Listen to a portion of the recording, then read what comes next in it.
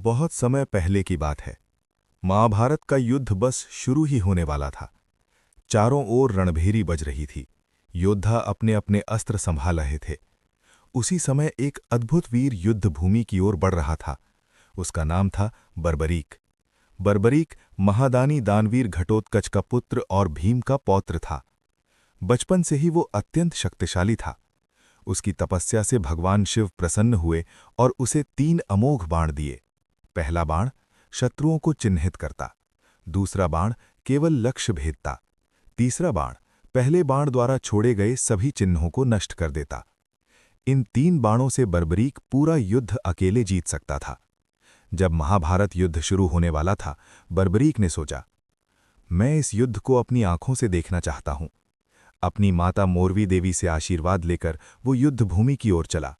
मां ने कहा, बेटा, हमेशा हारने वाले का साथ देना। रास्ते में भगवान श्रीकृष्ण एक ब्राह्मण के वेश में आए और बर्बरीक को रोका। कृष्ण बोले, वीर, तुम युद्ध में किसका साथ दोगे? बर्बरीक ने सरलता से उत्तर दिया, जो हारेगा मैं उसी का साथ दूंगा। श्रीकृष्ण मुस्कुराए। उन्होंने पूछा, और तुम्हारे पास कितने बाण हैं? बर्बरीक बोला, केवल 3, लेकिन वही काफी हैं। श्रीकृष्ण ने कहा, अगर तुम इतने शक्तिशाली हो तो इस पीपल के सारे पत्तों को एक ही बाण से भेद कर दिखाओ। बर्बरीक ने पहला बाण चलाया। बाण ने हर पत्ते को चिन्हित कर लिया, यहां तक कि श्रीकृष्ण के चरणों के नीचे छिपे पत्ते को भी। बर्बरीक बोला, हे ब्राह्मण, कृपया अपने पैर हटाइए। श्रीकृष्ण चकित रह गए। उन्होंने समझ लिया कि अगर बर्बरीक युद्ध में उतरा तो युद्ध का संतुलन बिगड़ जाएगा। तब श्रीकृष्ण ने अपने वास्तविक रूप में दर्शन दिए और कहा, वीर बर्बरीक, इस युद्ध की धर्म रक्षा के लिए मुझे तुम्हारा शीश चाहिए। क्षण भर का भी विचार नहीं, बर्बरीक मुस्कुराया और बोला, यदि मेरे शीश से धर्म की रक्षा होती है तो ये मेरा सौभाग्य है। बर्बरीक ने स्वयं अपना सिर काटकर श्रीकृष्ण को अर्पित कर दिया। ये था इतिहास का सबसे महान शीशदान। श्रीकृष्ण भावुक हो उठे।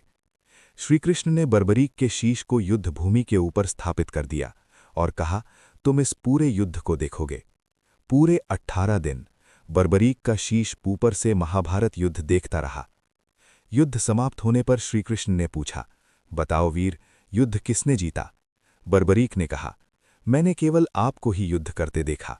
आप ही सबके रथ चला रहे थे, आप ही विजय के कारण थे। ये सुनकर श्रीकृष्ण अत्यंत प्रसन्न हुए।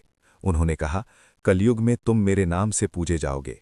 तुम कहलाओगे श्याम, और जो भी सच्चे मन से तुम्हें पुकारेगा तुम उसके सारे दुख हर लोगे। कलयुग में वही शीश राजस्थान के खाटू गांव में प्रकट हुआ। आज वही स्थान खाटू श्याम जी का पवित्र धाम है। हारे का सहारा। इसलिए कहा जाता है, हारे का सहारा बाबा श्याम हमारा। जो भी भक्त टूटे मन से आता है, सच्ची श्रद्धा से शीश झुकाता है और विश्वास रखता है, बाबा श्याम उसकी नैया जरूर पार लगाते हैं।